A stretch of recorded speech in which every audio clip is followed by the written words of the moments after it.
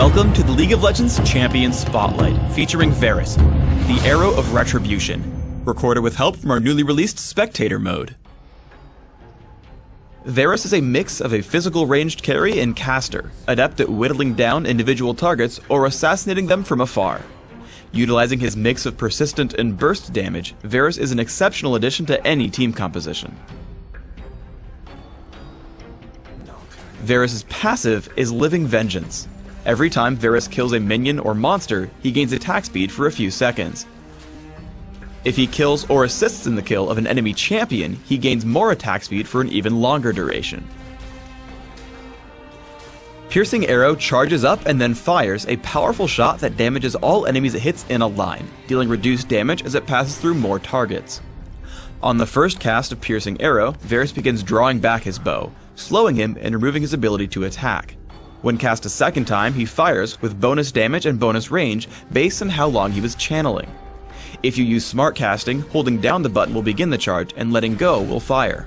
Silencing or stunning Varus will put the spell on cooldown without firing. If Varus waits too long to fire, the spell goes on cooldown and refunds part of the mana cost. Blighted Quiver passively gives Varus his basic attacks bonus magic damage. They also apply stacks of Blight up to a cap. When any of Varus' active abilities hit an enemy, these stacks explode, dealing damage based on the target's maximum health. Hail of Arrows fires arrows into an area, damaging all enemies they hit. For the next few seconds, enemies in that area are slowed and receive reduced healing. Varus' ultimate is Chain of Corruption. Varus fires out a skill shot nuke that damages and roots the first enemy champion it hits. Immediately after, it attempts to spread to other nearby enemy champions, damaging and rooting them as well. Every time Chain of Corruption spreads, it searches again for new targets, but will never hit a champion more than once. Varus functions exceptionally well in mid lane. Taking early points in Piercing Arrow and Blighted Quiver, try to place stacks on your opponents and then trigger them whenever you can. Doing this will let you whittle down your opponent and win the lane. This gameplay also works well in partnered lanes. Fighting against Caitlyn and Kayle, I constantly apply Blight stacks whenever I can, following up with Piercing Arrow. Finally, Caitlyn gets low enough for me to finish the job. I push the minions to their turret, charge up, and snipe Caitlyn for a long-range kill. As you level up, these combos get easier. Once you reach enough Blight stacks, lock your target down with Chain of Corruption and keep attacking. Toss out Hail of Arrows for the slow as soon as the route ends, and finish off your target with a quickly fired Piercing Arrow. With proper vision, Piercing Arrow can steal important kills from your enemies.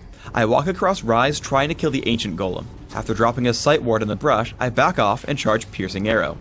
Once I see him start to burst it down for the kill, I shoot off the arrow, stealing away the golem completely out of range for a counterattack. Flash plus Chain of Corruption lets you pick off running enemies. Basic attacks followed by Piercing Arrow pick up a quick kill. Varus is exceptionally fast at killing Baron Nashor or the dragon. Fire Piercing Arrow immediately after getting 3 Blight stacks. If you time it right, Hail of Arrows can actually trigger 4 stacks. Launch it after reaching 3 and land a basic attack while it's falling. Hail of Arrows will constantly trigger Blight stacks as it hits an enemy, giving you a 4th. In the ensuing team fight, I resort to hitting the tanks first, but save Chain of Corruption until it can spread. Once a Mumu gets pulled away, I target Udyr. I switch focus to him and the corruption spreads to Rise and then the enemy Varus. We take down 4 enemy champions in sequence with no hope for any of them to escape. Varus' long range makes him great at defending capture points in Dominion. As Dr. Mundo and Alistair begin capturing the Boneyard, I charge up Piercing Arrow and interrupt them both. I walk out of range after they stop capturing, but once they turn back in, I head in again for Hail of Arrows. Again, they turn to fight me, so I retreat and charge another Piercing Arrow. Alistair starts another capture, and again I stop him. Fiora and I then enter in to stop them once more. Fiora falls, but I turn to Dr. Mundo, taking him down by stacking Blight and triggering Piercing Arrow.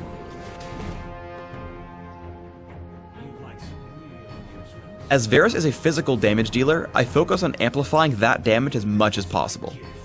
For runes, I recommend flat attack damage marks, flat armor seals, magic resist per level glyphs, and flat attack damage quintessences. For masteries, I recommend 22-1-7, taking all the physical damage increasing masteries in offense, mana regeneration in utility, and improving my summoner spells. For summoner spells, I recommend Heal and Flash, as these spells will help you navigate and survive fights. On Summoner's Rift, I recommend opening with Boots of Speed and 3 health potions, following up with a couple of Doran's Blades, Berserker's Greaves, and a Vampiric Scepter. Then look for significant damage through Infinity Edge, Phantom Dancer, and Last Whisper. From here, look for items like Guardian Angel, Banshee's Veil, and Bloodthirster. In Dominion, a similar build will work well. I recommend Boots of Speed, Prospector's Blade, and 2 health potions. Grab Berserker's Greaves and head for Infinity Edge, Phantom Dancer, Last Whisper, and Sanguine Blade. Round out your build with Odin's Veil or a second Phantom Dancer. Thanks for tuning in to the Varus Champion Spotlight. Please subscribe to the Riot Games YouTube channel above, and don't forget to thumbs us up just below the video.